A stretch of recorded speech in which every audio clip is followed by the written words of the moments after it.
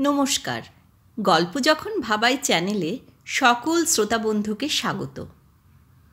আজকে আমি পড়ে শোনাব শীর্ষেন্দু মুখোপাধ্যায়ের ভূতের গল্প টেলিফোনে। গল্প পাঠে আমি ইন্দু। তাঁর গল্পে ভূত মানেই ভয়ঙ্কর নয়, ভূত আমাদের প্রতিবেশী। ভূত হতে পারে মজার, আবার তার সঙ্গে একটু শিরশিরে অনুভূতিরও স্বাদ থাকবে। তাহলে শুরু করি আজকের গল্প টেলিফোনে। টেলিফোন তুললেই একটা গম্ভীর গলা শোনা যাচ্ছে, 6491 6491 6491। সকাল থেকে ডায়াল টোন নেই। টেলিফোনের হরেক গণ্ডগোল থাকে বটে, কিন্তু এই অভিজ্ঞতা নতুন। গলাটা খুবই যান্ত্রিক এবং গম্ভীর, খুব উদাসীনও। প্রদীপের কয়েকটা জরুরি টেলিফোন করার ছিল, করতে পারল না। কিন্তু কথা হলো, একটা অদ্ভুত কণ্ঠস্বর কেবল বারবার 4টে সংখ্যা উচ্চারণ করে যাচ্ছে কেন? এর কারণ কি? ঘড়ির সময় জানার জন্য বিশেষ নাম্বার ডায়াল করলে একটা যান্ত্রিক কণ্ঠে সময়ের ঘোষণা শোনা যায় বটে, কিন্তু এ তো তা নয়। মিনিটে মিনিটে সময়ের ঘোষণা বদলে যায়, কিন্তু এই ঘোষণা বদলাচ্ছে না। অফিসে এসে সে তার স্টেনোগ্রাফারকে ডেকে টেলিফোনের ত্রুটিটা এক্সচেঞ্জে জানাতে বলেছিল। তারপর কাজকর্ম নিয়ে ব্যস্ত হয়ে পড়ল। সে একটা মাল্টিন্যাশনাল কোম্পানির বড় অফিসার, বহু বছর দিল্লিতে ছিল, সম্প্রতি কলকাতায় বদলি হয়ে এসেছে। কোম্পানি তাকে বাড়ি, গাড়ি ও টেলিফোন দিয়েছে। তার আগে এই পদে ছিলেন কুরুপ্পু নামে দক্ষিণ ভারতের একজন লোক। তিনি রিটায়ার করে দেশে ফিরে গিয়ে ফুলের চাষ করছেন বলে শুনেছে প্রদীপ। খুবই দক্ষ ও অভিজ্ঞ মানুষ ছিলেন তিনি। রিটায়ার করার বয়স হলেও কোম্পানি তাঁকে ছাড়তে চায়নি, বরং আরও বড় পোস্ট দিয়ে ধরে রাখতে চেয়েছিল। কুরুপ্পু কিছুতেই রাজি হননি। দুপুরের লাঞ্চের আগে সে একটি পার্টিকে একটা বকেয়া বিলের জন্য তাগাদা করতে টেলিফোন তুলে ডায়ালের প্রথম নম্বরটার বোতাম টিপতেই আচমকা সেই উদাসীন, গম্ভীর, যান্ত্রিক কণ্ঠস্বর শুনতে পেল, 6491। তারপরেই অবশ্য কণ্ঠস্বর থেমে গেল। প্রদীপ খুবই অবাক হয়েছিল। সামলে নিয়ে বাকি নাম্বার ডায়াল করতে রিং বাজল এবং ওপাশে একজন ফোনও ধরল। প্রয়োজনীয় কথা সেরে নিয়ে প্রদীপ খুব চিন্তিতভাবে অফিসের ইলেকট্রনিক টেলিফোনটার দিকে চেয়ে রইল। এই ফোনেও কণ্ঠস্বরটা এলো কি করে? এসব হচ্ছে কি? কলকাতার বাড়িতে প্রদীপের আত্মীয় স্বজন কেউ নেই। তার মা, বাবা, বোন, ভাই সব দিল্লিতে। সে বিয়ে করেনি, একা থাকে। একজন রান্নার ঠিকে লোক রেঁধে দিয়ে যায়, আর ঘরদোর সাফ করা, বাসন মাজা ও কাপড় কাচার জন্য ঠিকে একজন কাজের মেয়ে আছে। তারা কেউ বাড়িতে থাকে না। আলিপুরের নির্জন অভিজাত পাড়ায় 3 তলার মস্ত ফ্ল্যাটে প্রদীপ সম্পূর্ণ একা। তবু প্রদীপ হঠাৎ ফ্ল্যাটের নাম্বার ডায়াল করল এবং শুনতে পেল ওপাশে রিং হচ্ছে। মাত্র 3 বার রিং বাজতেই কে যেন ফোনটা ওঠালো, কিন্তু কথা বলল না। প্রদীপ বলল, হ্যালো হ্যালো। কেউ জবাব দিল না। কিছুক্ষণ পর ফোনটা কেউ আস্তে নামিয়ে রাখল। দুপুরবেলাতেও প্রদীপের শরীর হিম হয়ে এলো। এসব হচ্ছেটা কি? যদি রং নাম্বারই হয়ে থাকে, তাহলেও তো ওপাশ থেকে কেউ না কেউ সাড়া দেবে। বিকেলে পার্টি ছিল। ফ্ল্যাটে ফিরতে একটু রাতই হয়ে গেল তার। আর ফেরার সময় মাথায় দুশ্চিন্তাটা দেখা দিল। সে অলৌকিকে বিশ্বাসী নয়, কিন্তু কোনো ব্যাখ্যাও তো পাওয়া যাচ্ছে না। দরজা খুলে ফ্ল্যাটে ঢোকার পর একটু গা ছমছম করছিল, তবে আলো জেলে ঝলমলে আধুনিক ফ্ল্যাটটার দিকে চেয়ে তার ভয় ভয় ভাবটা কেটে গেল। তবে ফোনটার ধারে কাছে সে আর গেল না। প্রদীপের গভীর ঘুম ভাঙল রাত 2টো নাগাদ।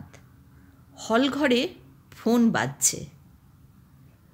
ঘুম চোখে সে তড়াক করে লাফিয়ে ওঠে। দিল্লিতে মা বাবার শরীর খারাপ হলো না তো? ফোন ধরতেই শিউরে উঠল সে।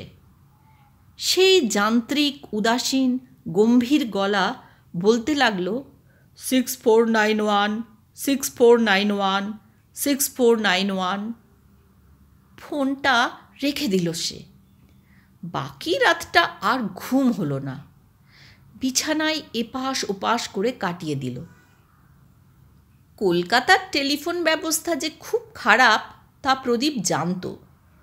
তবু সকালে ব্রেকফাস্টের সময় টেলিফোন বেজে উঠতেই প্রদীপ যখন কম্পিত বক্ষে গিয়ে টেলিফোন ধরল, তখন একটি অমায়িক কণ্ঠস্বর বলল, স্যার, আপনি টেলিফোন খারাপ বলে কমপ্লেন করেছিলেন কাল, কিন্তু আমরা টেস্ট করে দেখেছি আপনার লাইনে তো কোনো গণ্ডগোল নেই, লাইন তো চালু আছে। কিন্তু আমি যে টেলিফোনে একটা অদ্ভুত গলা শুনতে পাচ্ছি।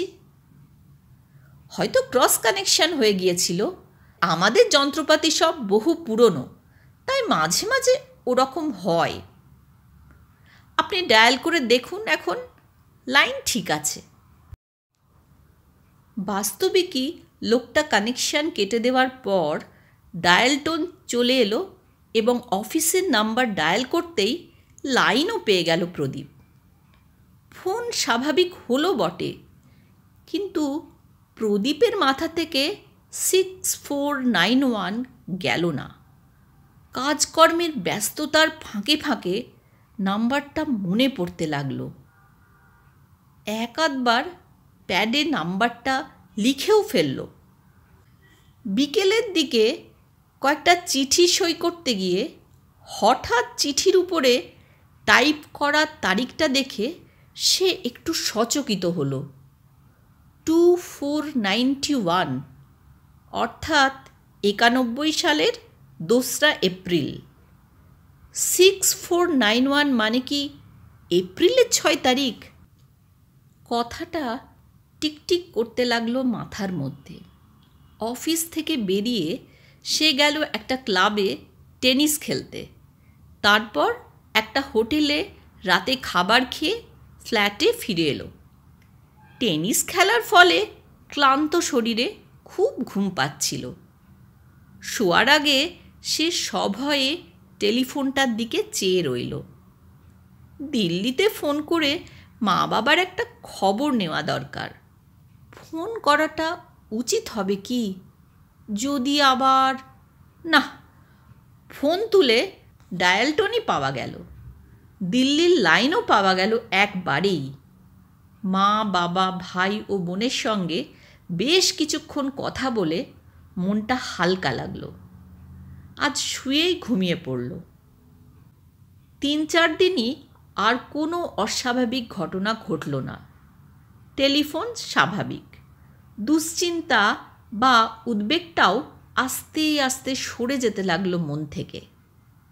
কিন্তু রবিবার সকালে গল্ফ খেলতে যাওয়ার জন্য তৈরি হচ্ছিল প্রদীপ। হঠাৎ টেলিফোন বেজে উঠল।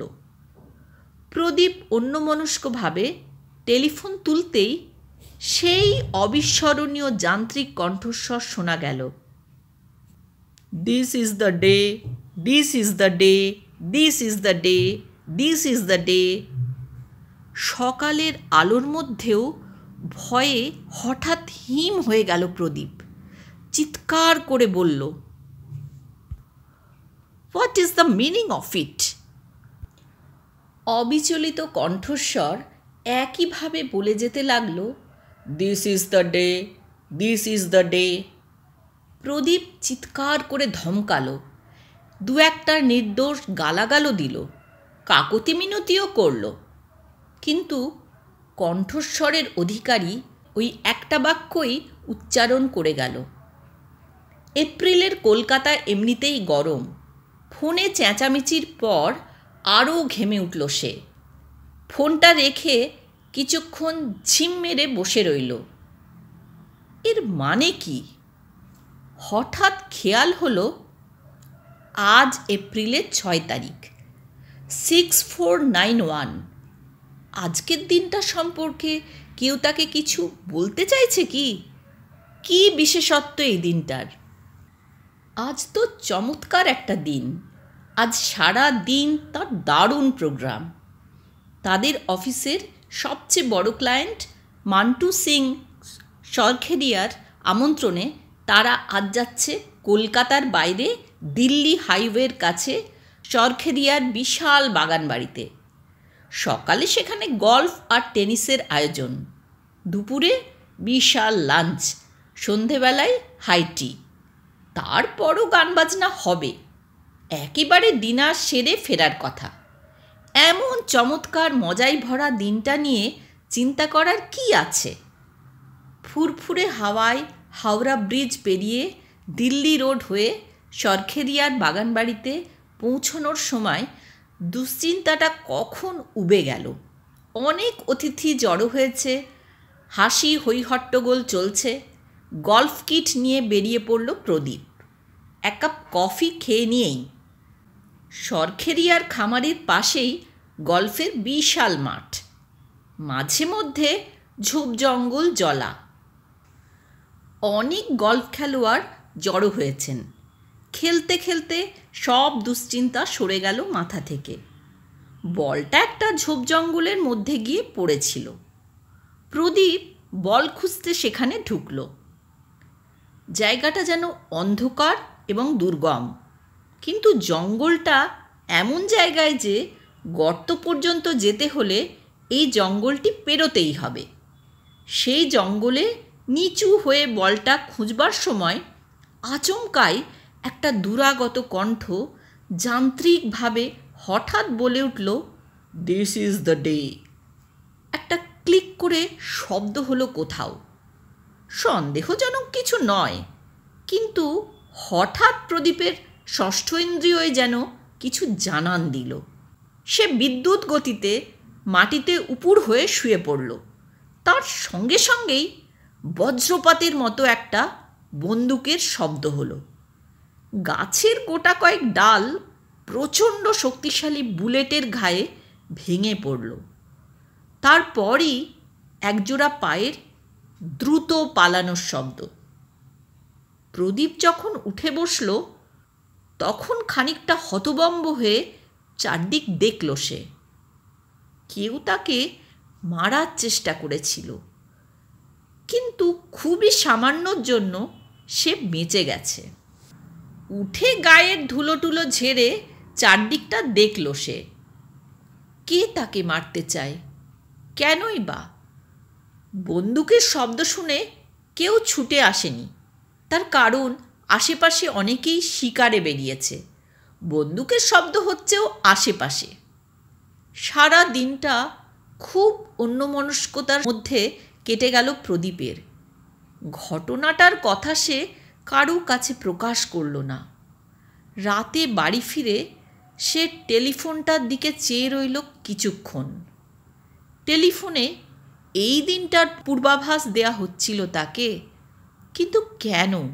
কে দিচ্ছিল? রাত 10:30 নাগাদ টেলিফোন বেজে উঠল। সভয়ে টেলিফোন ধরল প্রদীপ। হ্যালো। উপাস থেকে একটি ভরাট গলা তার নাম্বারটা উচ্চারণ করে ইংরাজিতে জিজ্ঞেস করল, এই নাম্বার তো? হ্যাঁ, আপনি কে?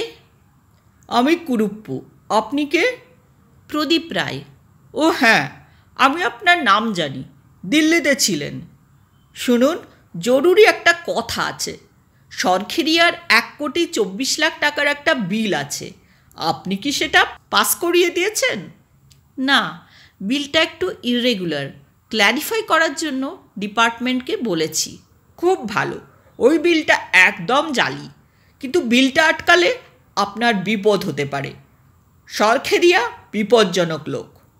বোধহয় আপনি ঠিকই বলেছেন। আজ কেউ আমাকে খুন করার চেষ্টা করেছিল। হ্যাঁ, এরকম ঘটনা আরও ঘটতে পারে, কিন্তু ভয় পাবেন না। টেলিফোনটার দিকে মনোযোগী থাকবেন। এইবার প্রদীপ চমকে উঠে বলে, হ্যাঁ, টেলিফোনেও একটা অদ্ভুত কাণ্ড হচ্ছে। কুরুপ্পু স্নিগ্ধ গলায় বললেন, জানি মিস্টার রায়, ভূতমাত্রই কিন্তু খারাপ নয়। অন্তত এই ফ্ল্যাটটায় যে থাকে সে খুবই বন্ধুভূত। তাকে অবহেলা বা উপেক্ষা করবেন না, ভয়ও পাবেন না। তাহলেই নিরাপদে থাকতে পারবেন। বিপদের আগে সে সাবধান করে দেবে, আমাকেও দিত। তার পরামর্শেই আমি রিটায়ার করে ফুলের চাষে মন দিয়েছি। আচ্ছা, গুড নাইট। প্রদীপ হাতের স্তব্ধ টেলিফোনটার দিকে হাঁ করে চেয়ে রইল। এতক্ষণ শুনছিলেন শীর্ষেন্দু মুখোপাধ্যায়ের গল্প টেলিফোনে।